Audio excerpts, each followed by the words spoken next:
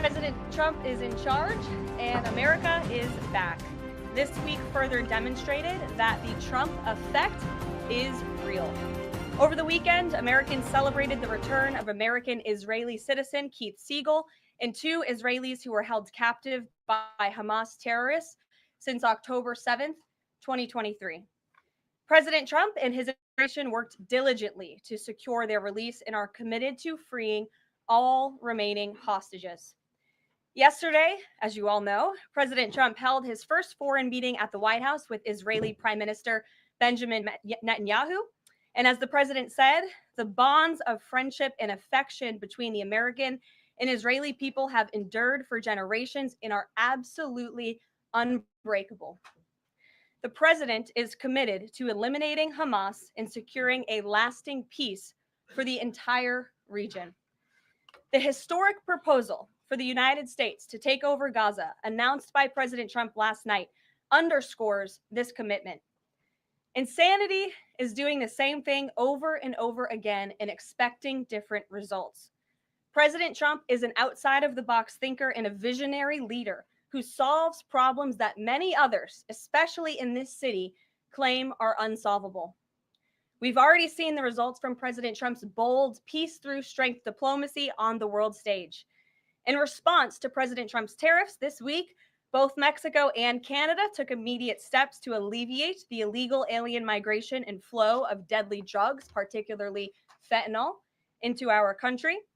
Mexico's President Claudia Sheinbaum agreed to permanently supply 10,000 Mexican soldiers on the U.S. border who will be specifically designated to stopping fentanyl and criminal aliens from pouring into our country.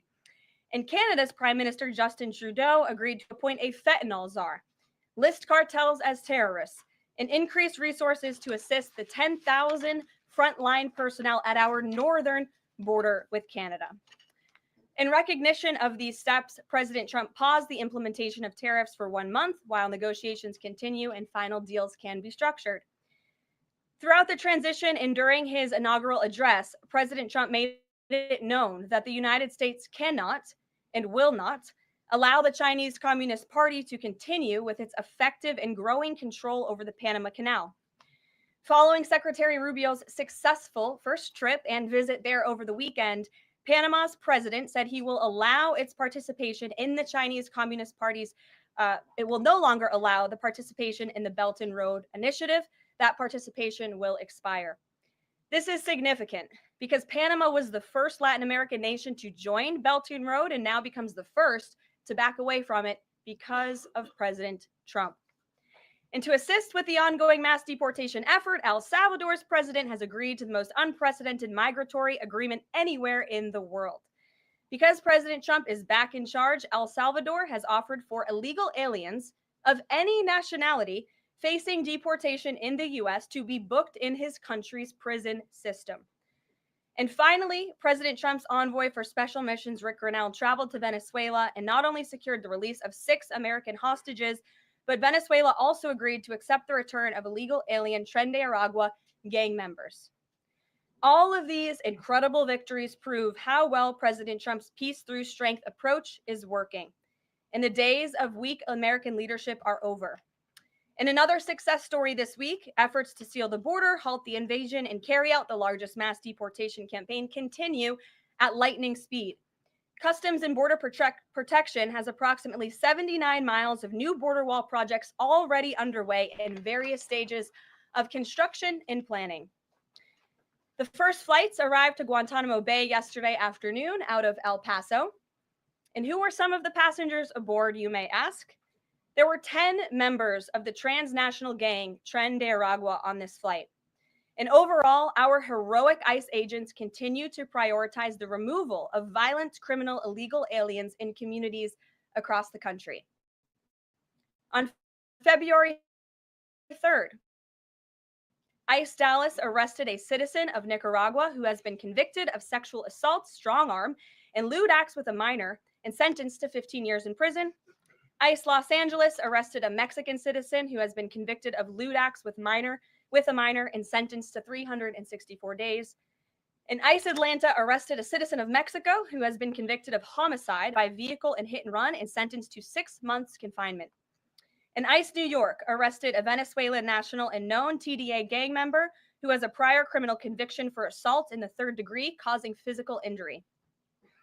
Americans are safer every single time one of these criminals is arrested and deported from our country. On another important and ongoing topic, the Senate is working fast to confirm President Trump's exceptional cabinet nominees in the face of relentless media smear campaigns.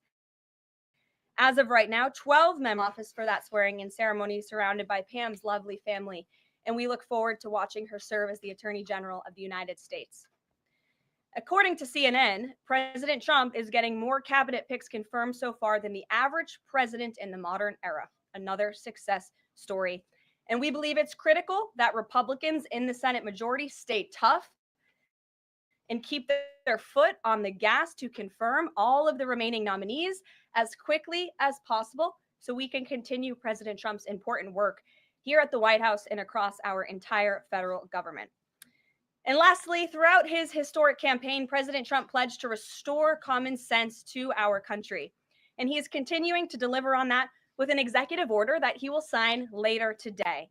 The president will be signing an executive order keeping men out of women's sports to defend the safety of athletes, protect competitive integrity, and uphold the promise of Title IX. This common sense action from President Trump ends the disgusting betrayal of women and girls by the previous administration, who for years catered to radical activists who wanted biological males to be treated as women in workplace showers, competitive sports, prisons, and even rape shelters. Gender ideology insanity is over. Submissions from individuals across the country interested in participating in our new media seat at a future briefing continue to flood in. We are at more than 12,000 and counting. If you're watching right now and are interested, you can continue to apply on our new media website, whitehouse.gov/new media. And in the seat today, we have a longtime national television broadcaster. I'm sure many of you recognized her when she came in, Sage Steele, who is now the host of an incredibly successful podcast, The Sage Steele Show, on YouTube and all podcast platforms. And previously, Sage was a fixture at ESPN from 2007 to 2023. Primarily hosting SportsCenter, which we all know well, before leaving the company to exercise her First Amendment rights more freely. We are honored to welcome her to the briefing room today. She will be joining the president at the big EO signing later this afternoon. I know many of you will be there as well. So Sage, why don't you kick us off on this very exciting day for women and girls across the country. Thank you for joining us. It is exciting, and Caroline, thank you for welcoming people like me with a little bit of a different perspective, different background in this seat. It really does mean a lot. Thank you. Obviously, the House already passed the Protection of Women and Girls in Sports Act, which is a really big step for women and girls. So far, the Senate, as we know, has not brought it up to vote. We all know executive orders can be overturned. So I'm wondering how important it is to the president to get Congress to bring this, to pass legislation. So there are no instances like the past administration that really tried to destroy Title IX. It's incredibly important that Congress immediately acts on this priority. I think the president is really setting the tone, making this a very immediate priority for this administration, just as he promised to do on the campaign trail. And I'd like to get into the executive order a little bit because it is the news of the day here at the White House, and talk about what this executive action will actually do. So the executive order that the president will be signing later this afternoon, as I said, upholds the promise of Title IX. It also will require the DOJ to abide by the nationwide previous administration's illegal Title IX rewrite that would have dissolved single-sex spaces and opportunities. It also requires immediate action, including enforcement actions against schools and athletic associations comprised of schools that deny women single-sex sports in single-sex locker rooms.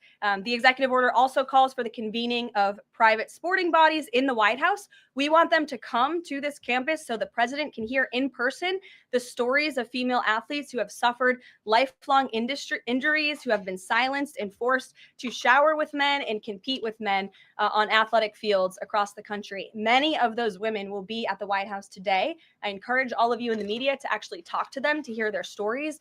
And I would also just add one more thing. This is a wildly popular position with the American people. In fact, there was a new poll recently that showed the overwhelming majority of Democrats also support keeping biological men out of women's sports. And so I know the president is very excited about the bill signing that will take place at 3 o'clock this afternoon. You will hear from him more on that later, and we look forward to seeing you there, Stage. So thank you very, very much. Garrett, great to see you here today. Thank you. On Gaza, the president has spent basically his entire public career criticizing foreign entanglements, nation building, sending American troops to fight abroad, particularly in the Middle East. This plan seems like it could ultimately involve all of those things. Can you explain this reversal and how building and owning Gaza squares with America First foreign policy? I would reject the premise of your question that this forces the United States to be entangled in conflicts abroad. The president has not committed to putting boots on the ground in Gaza. He has also said that the United States is not going to pay for the rebuilding of Gaza. His administration is going to work with our partners in the region to reconstruct this region. And let me just take a step back here, because this is an out-of-the-box idea. That's who President Trump is. That's why the American people elected him. And his goal is lasting peace in the Middle East for all people in the region. And as I said in my opening remarks, we've had the same people pushing the same solutions to this problem for decades. And it's been made very clear to the president that the United States needs to be involved in this rebuilding effort to ensure stability in the region for all people. But that does not mean boots on the ground in Gaza. It does not mean American taxpayers will be funding this effort. It means Donald Trump, who is the best deal maker on the planet, is going to strike a deal with our partners in the region. He did not rule out American troops in Gaza last night. Are you doing that now? I am saying that the president has not committed to that just yet. He has not made that commitment, and you know that. And on the foreign partners, the Jordanians, the Egyptians, the Saudis have already panned this plan.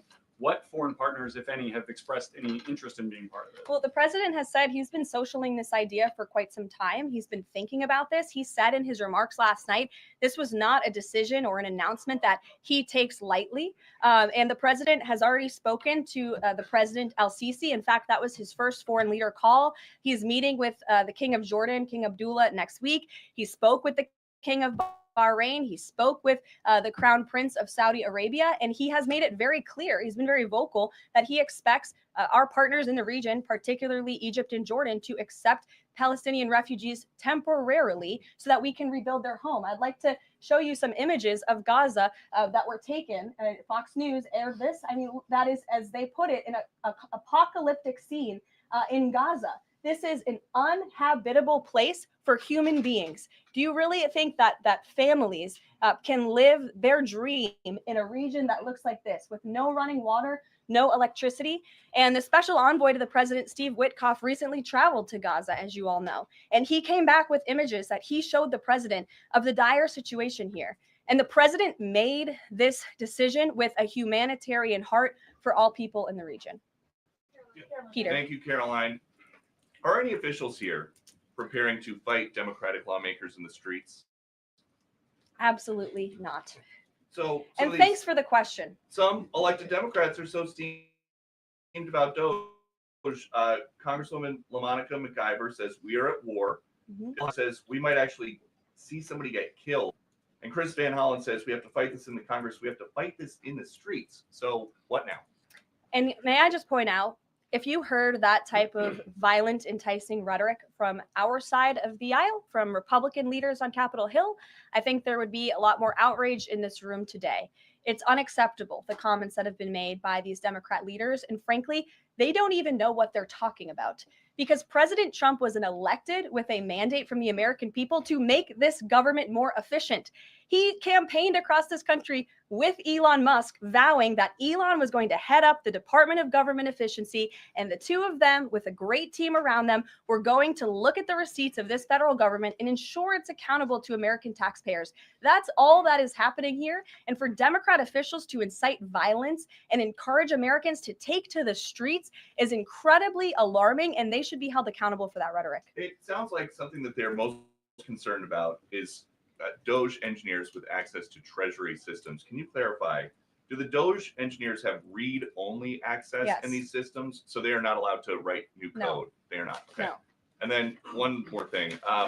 NBC is reporting that some of the illegal immigrants that we've seen rounded up and arrested are not being deported. They're being released with ankle or wrist monitoring devices, or they have to check in on the phone. So is the administration arresting more people than you have room for?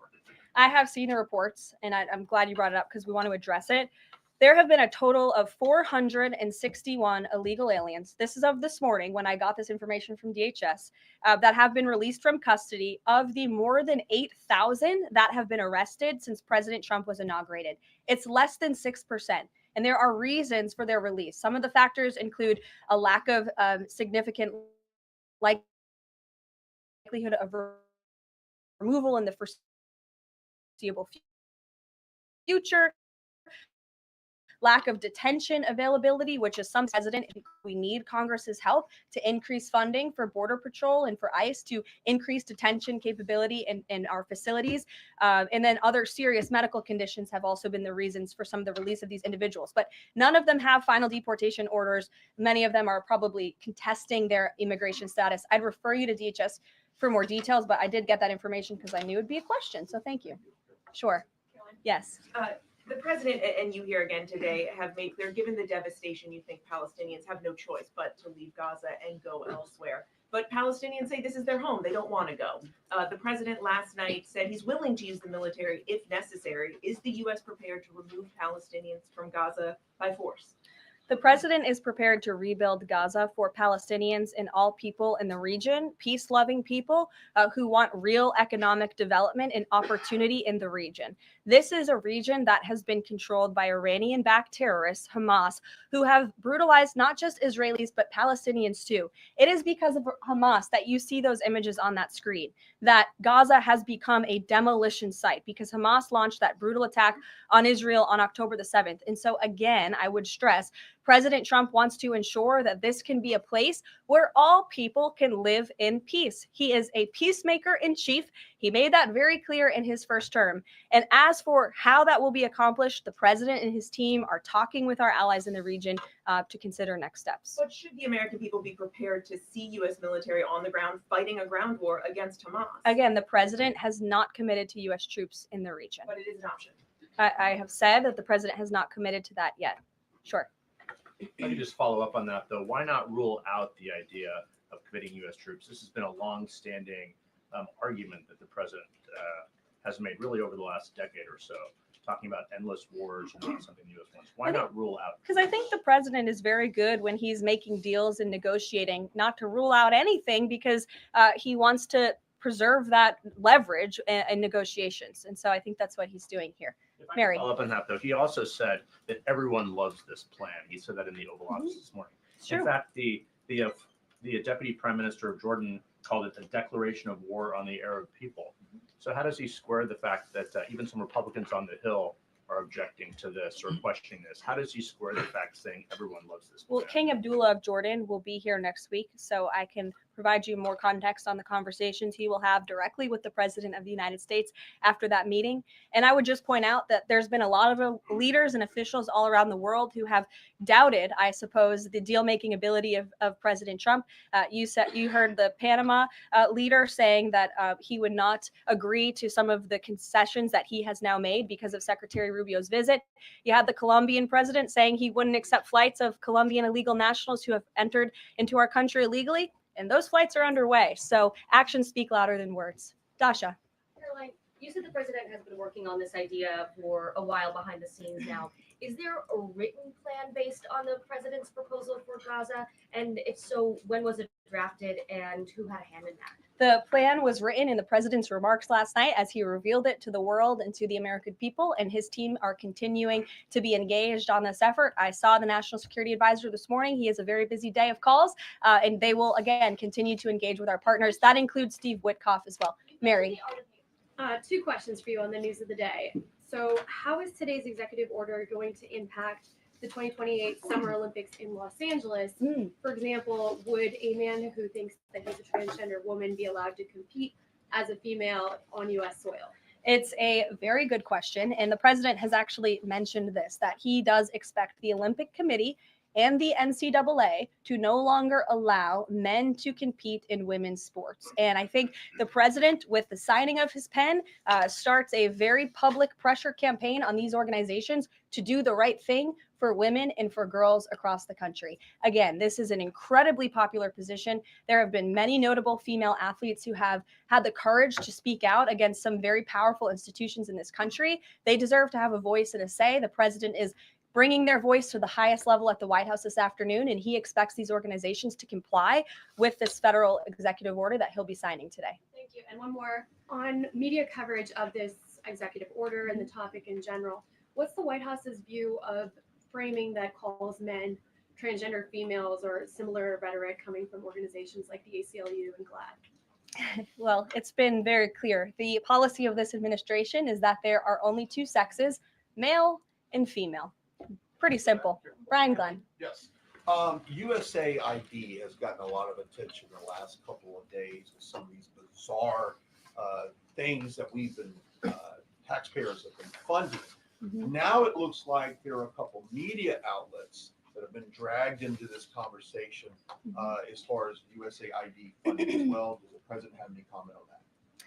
So upon coming out here to the briefing room, I was made aware of the funding from USAID to media outlets, including Politico, who I know has a seat in this room. And I can confirm that the more than 8 million taxpayer dollars that have gone to essentially subsidizing subscriptions to Politico on the American taxpayers' dime will no longer be happening. The DOJ team is working on canceling those payments now.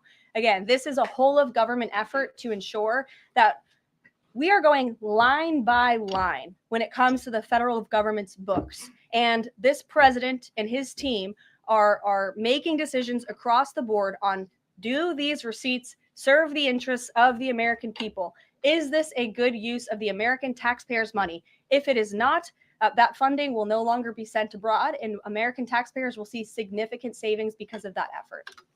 Thank you. I'd like to give some love to the back row. I've heard that unfortunately they haven't been called on in years past. So Reagan, why don't you go ahead? Thanks, Caroline.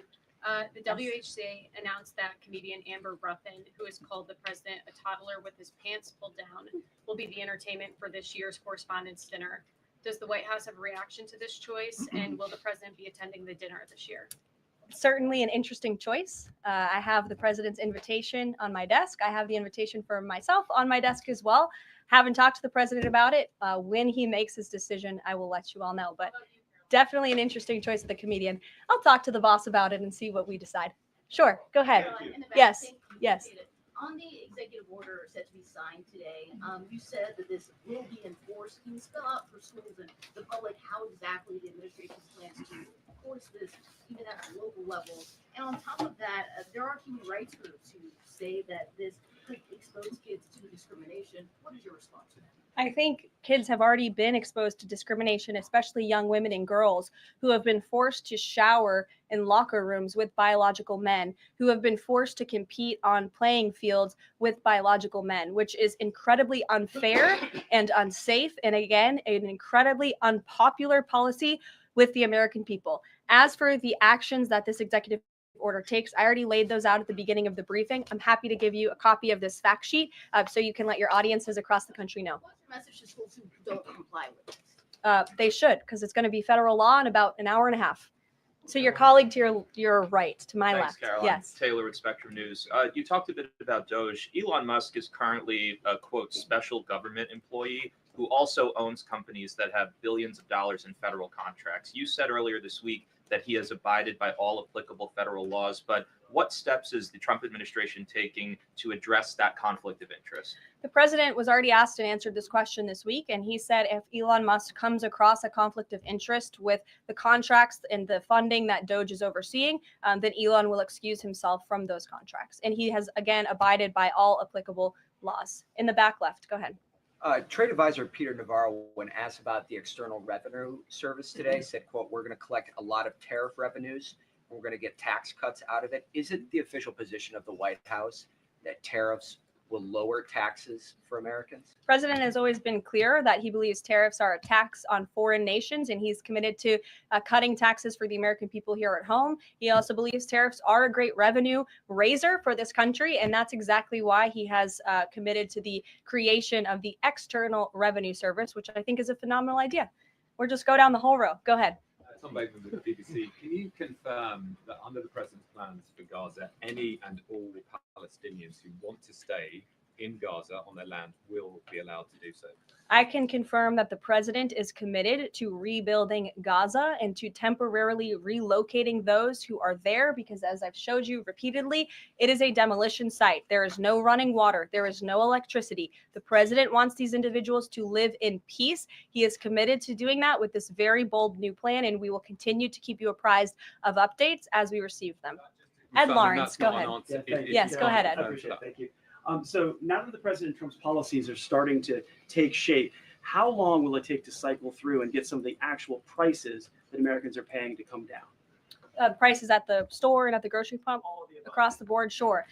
Well, the president is doing everything he can, obviously, to reduce the cost of living crisis in this country as quickly as possible. That's why he signed a litany of executive orders across the board in the first couple of weeks here. He declared a national energy emergency. He committed to cutting 10 regulations for every new one on the book. As you know, working for a Fox Business-related outlet, deregulation and energy independence are huge drivers of reducing inflation in this country. And I think Americans can be assured by the results President Trump had in his first term, when again inflation was 1.4% when he left office. Is it months or is it a year? And will Americans have the patience to wait for it? I don't have a timeline, but the president is doing everything that he possibly can to reduce cost of living for Americans at home. Phil Wegman. Thank you. Is it worth risking the life of a single U.S. Marine to turn the Gaza Strip into the Riviera of the Middle East? Phil, I'm not sure why you're asking me that question because I've already said the president has not committed to sending Marines or any boots on the ground in Gaza. We'll bring it to the front row. Ed O'Keefe. Good to see you again here in the front row, Caroline. Two things. On today's announcement, Title IX, if he scales back the education department or moves to shut it down entirely, what entity will enforce Title IX? As of now, this will be enforced through education through Title IX. If the abolishment of the Department of Education continues, which, as the president said yesterday, it's something his team is looking at and considering. It's something he talked a lot about on the campaign trail. Then, of course, we will look at additional maneuvers to ensure that these very important policies can be implemented. Okay, so the education abolishment thing's still on the table. Yeah, the president talked about it yesterday in the Oval Office, and he has good reason to talk about it. I mean, look, our education system is failing students in this country. The nation's report card, I brought it up in my remarks last week, it shows that fourth graders are not reading at the level they should. I believe it was 40% of them are proficient in reading. As the mother of a child, I want an education system that helps my child read and write, teaches him math, nothing else in the classroom. And the president is wholeheartedly committed to we can make academia great again in this country. One other quick Deanna, one, go ahead. Thanks, Caroline. Does the president, is he looking at offering anything to these Arab countries that take in Palestinians? Is he willing to give them anything in return? And secondly, when the president announced his taking over Gaza policy yesterday, was Netanyahu aware of this? And what was his reaction when Trump presented that idea to him? I was I won't get ahead of the president's discussions or negotiations on your first question about what would be offered. I think the president's made it clear that he expects these nations in the region to step up and to accept Palestinian refugees who will be temporarily relocated for the rebuilding of Gaza. As for whether Prime Minister Netanyahu was aware before the president's remarks, he was indeed. I wasn't present for that reaction. But again, this is something the president has been socializing and thinking about for quite some time. Nick, good to see you. Oh, Jordan. Jordan, sorry. Thank you, Caroline. So Secretary Hegseth announced yesterday that Army recruiting levels have reached 12-year highs in December, 15-year highs in January. What is making young people want to serve the military under the Trump administration, and how does that contrast to Biden's failure consistently to meet recruiting average? Yeah. Does DEI President Trump's anti-DEI agenda play a role in this? Well, first of all, the recruitment level for all branches of our military are at crisis levels, and it serves as a national security risk that our military branches are not fully staffed to where they need to be. And I do believe it's a culture problem within these institutions that the president is very much committed to fixing, as emphasized by the executive orders he has signed to root DEI out of the military.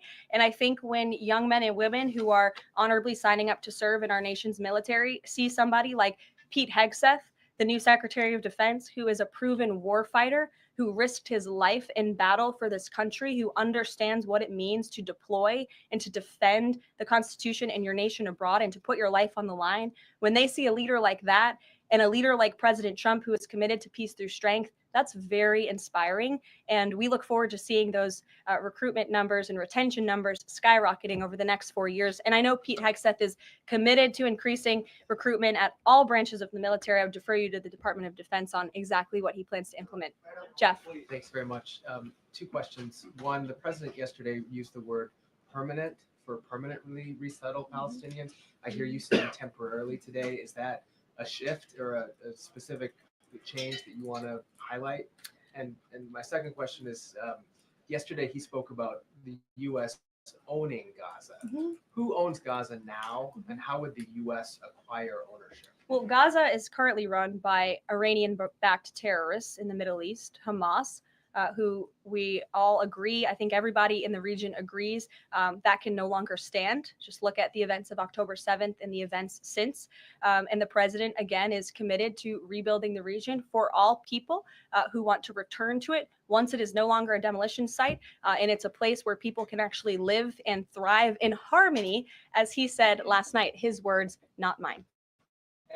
Daniel. Permanent versus temporarily resettle?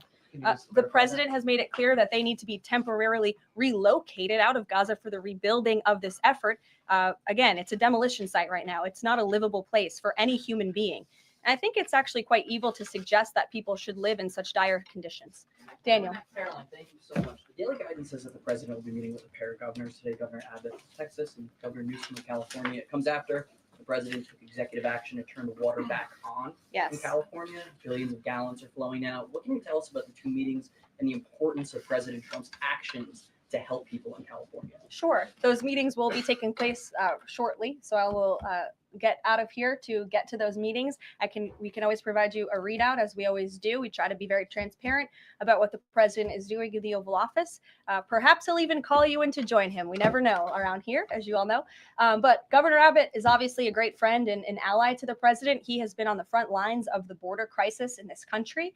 And as for Governor Gavin Newsom, well, the president is willing to work with anybody from blue states or red states to do what's best for the American people. And the president really enjoyed his trip to Pacific Palisades last week. He felt very inspired by the frustration of the residents there. And he has been wholeheartedly committed to ensuring that the water is flowing in California to prevent these wildfires, and also that people have access to their properties. And he has continued to apply tremendous pressure to Gavin Newsom and also the Los Angeles mayor to allow private residents and property owners to access their property. He believes that's their right to do so, and they should be able to do it.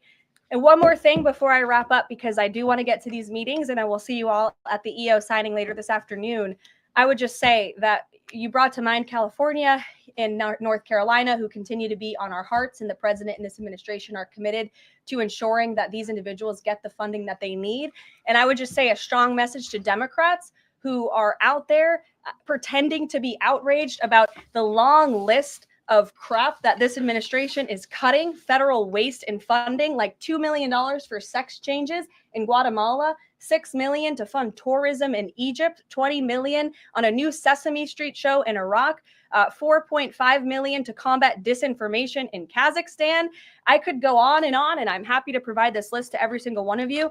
Democrats are outraged that the American people want to be, they want their taxpayers going to good uses, not stuff like this. But then they're very quiet about the fact that there are still North Carolinians and people in California who have lost everything. And in the last 4 years, this federal government did nothing to help them. This president will continue to put Americans first. And I think the successes of this week so far speak to that. And it's only Wednesday. So I'll see you guys later this week, and we'll see you this afternoon. Thank you very much.